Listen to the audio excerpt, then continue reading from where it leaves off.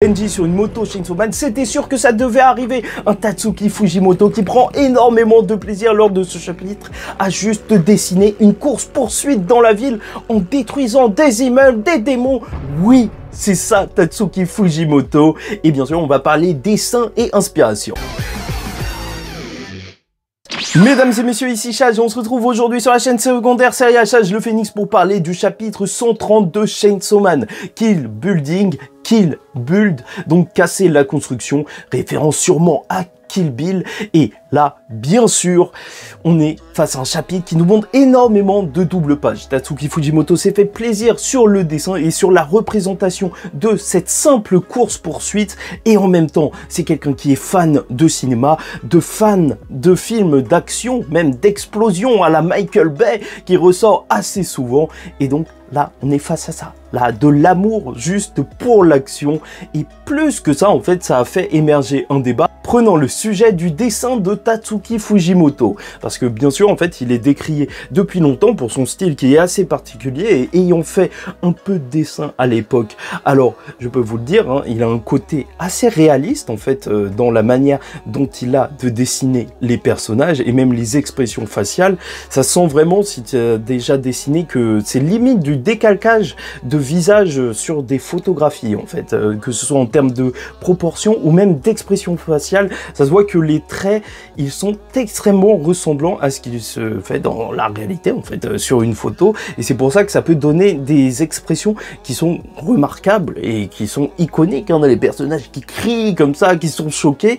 Oui, ça marche bien parce qu'il y a ce côté qui est ancré à la réalité où, en fait, il y a vraiment des visages comme ça. C'est toujours exagéré, mais vraiment en termes de proportions et autres, son style graphique est assez réaliste. Mais ce que les gens ont apprécié lors de ce chapitre, en fait, c'est pas forcément le dessin des personnages et des expressions, c'est surtout, ce qui a mis tout le monde d'accord, c'est la composition globale des images. Parce que quand Tatsuki Fujimoto te met des pages, il arrive à te les composer de manière dynamique. En fait, ça, c'était juste un long chapitre d'une course-poursuite. Tu aurais pu voir à chaque fois juste Denji devant et donc un truc qui est en train de le poursuivre. Non, pas du tout. Là, tu as plein d'angles différents et surtout, tu as des images qui permettent de montrer la grandeur des événements qui sont en train de se produire.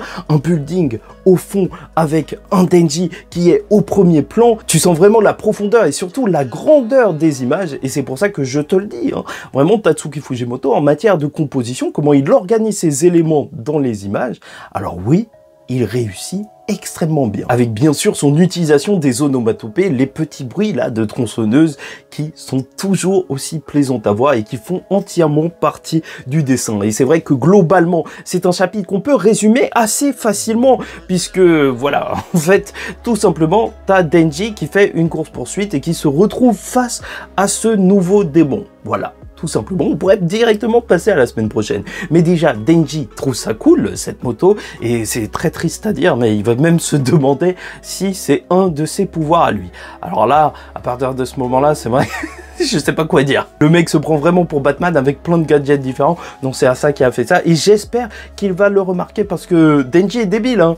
Mais tant que ça, non, enfin j'espère pas. D'ailleurs, n'hésite pas à liker ou disliker la vidéo, commenter, donner ton avis en commentaire et t'abonner si tu n'es pas encore abonné. Et donc alors qu'il est sur cette moto Chainsaw Man, Asa, qui se trouve juste derrière lui, va lui dire de juste échapper à ses tentacules comme l'avait dit le fake Sawman, enfin le faux Chainsaw Man qui les a sauvés entre guillemets. Donc là, on part sur une grosse course-poursuite où vraiment tu vas le voir même découper des tentacules, le voir rouler dans tous les sens, même sur les murs pour échapper à tout ça. Un démon tentaculaire qui, je vous le rappelle, s'il n'arrive pas à tuer Asamitaka, va se faire tuer par le démon chute parce que le démon chute veut qu'on termine l'assiette. Donc là, il va même sortir dans une mise en scène assez flippante où il va mettre ses mains à la place de ses yeux, enfin là où seraient ses yeux normalement. Et bien sûr, c'est une scène qui fait penser au Labyrinthe de Pan de Guillermo del Toro. Très beau film à la fois magique et horrifique que je te conseille si t'as pas vu. Et alors que Denji et Asa vont se demander c'est quoi ce démon, et c'est vrai qu'on pourrait penser à plein de trucs, hein. Il y a des gens qui pensent déjà à des démons sexuels entre guillemets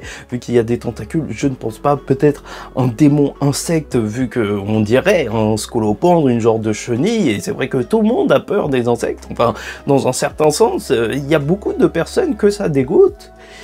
Donc oui, peut-être bien, je vous avoue que je m'en fiche un petit peu, surtout que le démon chute va arriver et va conclure cette situation en faisant tomber un building. Une peur primaire, celle du vide, et tu vois son niveau qui est juste stratosphérique. Faire tomber un immeuble juste comme ça devant Denji et Asa. Et bien sûr, ils vont réussir à rouler sur l'immeuble, mais vont se retrouver face aux démons avec des tentacules bizarres, et c'est sur ça qu'on va s'arrêter lors du chapitre de cette semaine. Et je voulais aussi vous parler des inspirations, en fait, avant de terminer la vidéo, du démon chute, parce que je vous ai dit durant les précédentes reviews que c'était sûrement inspiré du film Le Menu, donc un film qui se concentre sur un cuisinier, et là, le démon chute, bah ça, c'est son thème, hein, il prépare une assiette avec Asa Mitaka, et au final, j'ai vu le film et c'est pour ça que je peux vous en parler parce que c'est assez intéressant. Sans tout vous spoiler, alors c'est un thriller avec de la tension, du mystère et un chef qui fait un repas pour des convives qui sont censés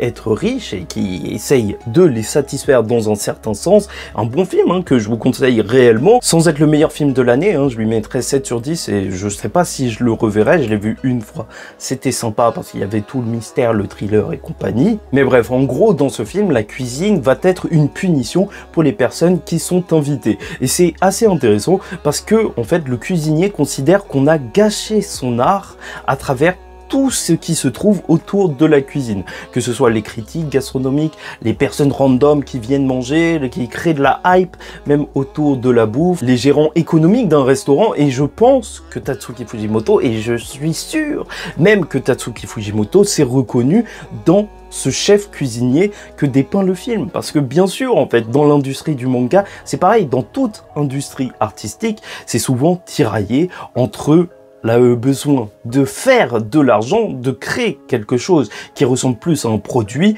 et bien sûr, faire de son art un véritable art. Bien sûr, à chaque fois Tatsuki Fujimoto, il doit être limité, même quand il dessine Chainsaw Man, voilà, un chapitre avec un cliffhanger à la fin, je sais pas si vous vous rendez compte, mais ça fait que les mangas, ça a vraiment une structure particulière d'avoir à chaque fois, à la fin d'une vingtaine de pages, un cliffhanger. Et bien sûr, en plus de ça, t'as tous les éditeurs qui ajoutent leur grain de sel et qui sont parfois là, bienvenue, car ils réussissent à contenir un petit peu l'artiste, le mangaka, mais qui parfois peuvent étouffer les idées artistiques de certains auteurs. Et donc, là, on est face à ça. Et franchement, je ne doute pas que Tatsuki Fujimoto ce soit un vrai cinglé et qu'on doive le calmer de temps en temps, et donc qu'il se reconnaisse dans le personnage principal du film. Un cuisinier qui en a parfois marre de tout l'univers qui circule autour de son art et qui peut-être aimerait bien juste s'occuper de son art à lui, donc juste écrire des mangas ou faire de la cuisine.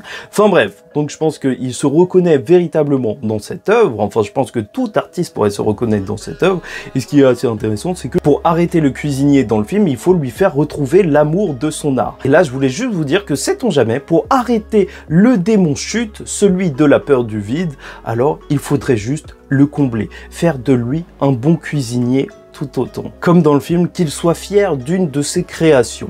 Et comme ça, peut-être qu'il pourrait être stop. Ça m'étonnerait vraiment pas parce que le démon ténèbres, il fallait de la lumière pour l'arrêter. Et là, vu que c'est un démon chute en cuisinier, alors voilà, lui faire aimer son art, lui faire aimer un petit peu plus sa cuisine, le respecter dans sa cuisine, ça peut l'arrêter. Et même, en fait, globalement, c'est ce qui est en train de se passer. On dit, s'il termine l'assiette, alors il peut ressortir en vie, sinon le démon mourra s'il n'arrive pas à attraper Asa Mitaka. Enfin bref, peut-être que vous vous dites que c'est complètement HS ce que je vous dis, mais sait-on jamais, si plus tard il y a une autre confrontation face à ce démon directement, alors ça peut avoir toute son importance. Quoi qu'il en soit, la semaine prochaine, on est de retour pour un autre chapitre de Chainsaw Man. Le grand combat continue avec Denji, Asa et surtout la moto Chainsaw Man.